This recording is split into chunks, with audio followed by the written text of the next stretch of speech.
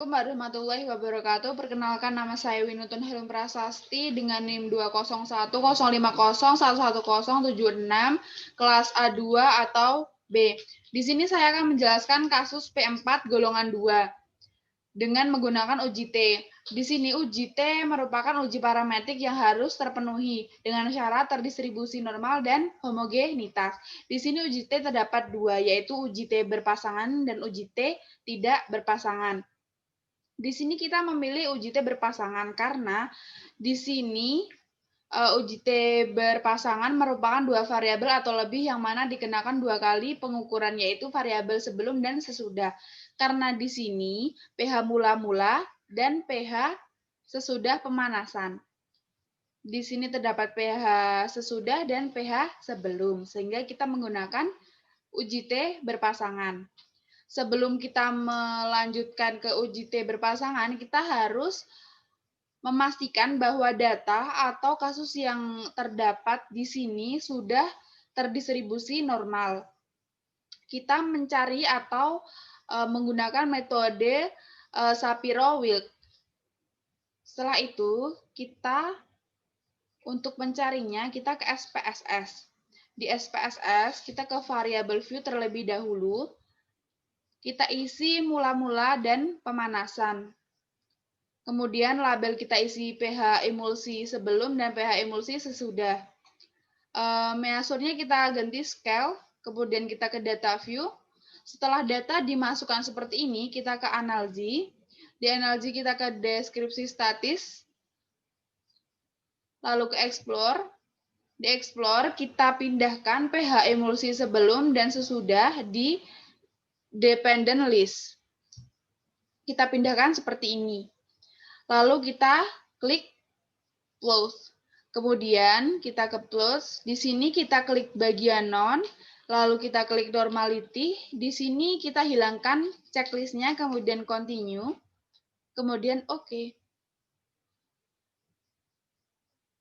Setelah itu akan muncul output seperti ini. Di sini nilai signifikansinya 0,12 sehingga kurang dari 0,05. Sehingga nilai ini belum terdistribusi normal dan belum menjadikan atau belum bisa kita lanjutkan ke uji T berpasangan atau belum merupakan uji T berpasangan, sehingga kita akan menggunakan uji Wilson untuk uji alternatifnya.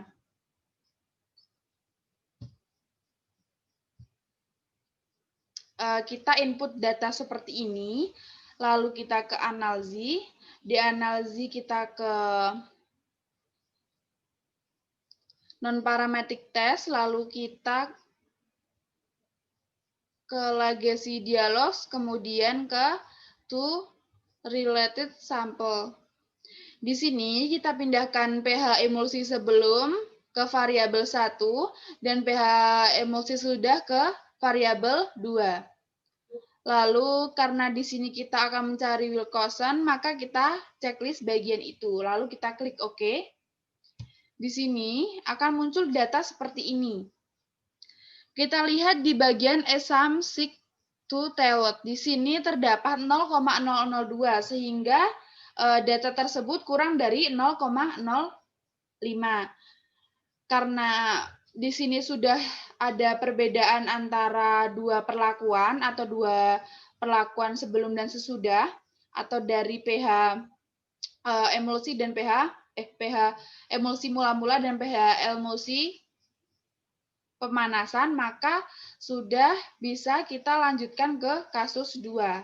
Karena di sini sudah ada kesimpulan bahwa terdapat perbedaan atau terdapat dua perlakuan dari pH dari variabel sebelum dan sesudah. Kita sudah menyelesaikan kasus pertama dengan uji Wilcoxon, kita akan melanjutkan ke uji kedua. Kita akan mencari uji T tidak berpasangan atau uji independen atau uji T bebas. Di sini kita akan mencari kadar sakarin lokal dan kadar sakarin impor. Kita lanjut saja ke SPSS.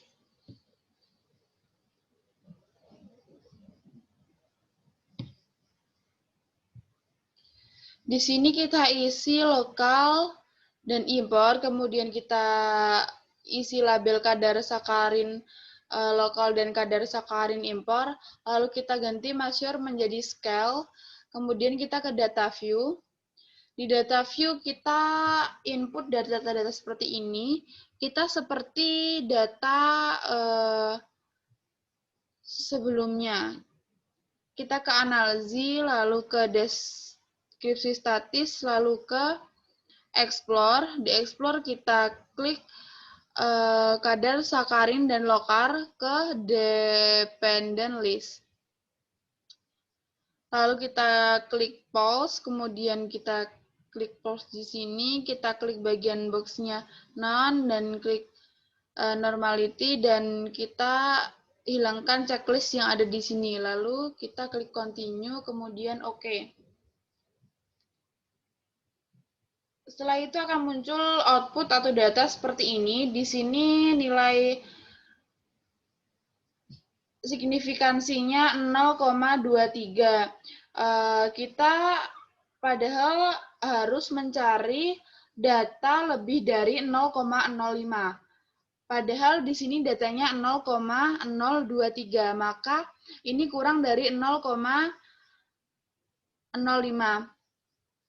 Sehingga kita tidak bisa menggunakan data atau uji T berpasangan. Kita harus menggunakan uji lainnya, yaitu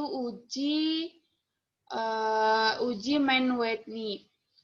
Dengan itu kita akan menggunakan uji alternatif itu, karena tidak bisa ditemukan, tidak teridentifikasi normal, dan tidak terdapat homogenitas. Kita akan menggunakan uji Mann-Whitney. Ini kita masukkan merek dan kadar sakarin. Di sini desimal merek diganti 0, lalu labelnya kita isi merek minum. Lalu valuesnya kita isi 1 lokal dan 2 impor. Kemudian mausernya kita ganti kadar sakarin, desimalnya 2, labelnya kadar sakarin, ini diisi kosong, lalu mausernya kita ganti scale. Lalu kita ke data view. Di data view setelah data semua dimasukkan sampai 0,99, lalu kita ke analisis. Di analisis kita ke non-parametric, lalu kita ke legacy dialog, lalu kita ke to independent sample.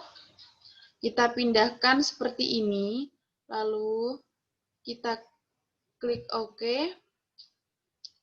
Setelah itu, setelah muncul data seperti ini, output seperti ini, kita melihat bagian Asambi Sig to Tailor. Di sini terdapat 0,279.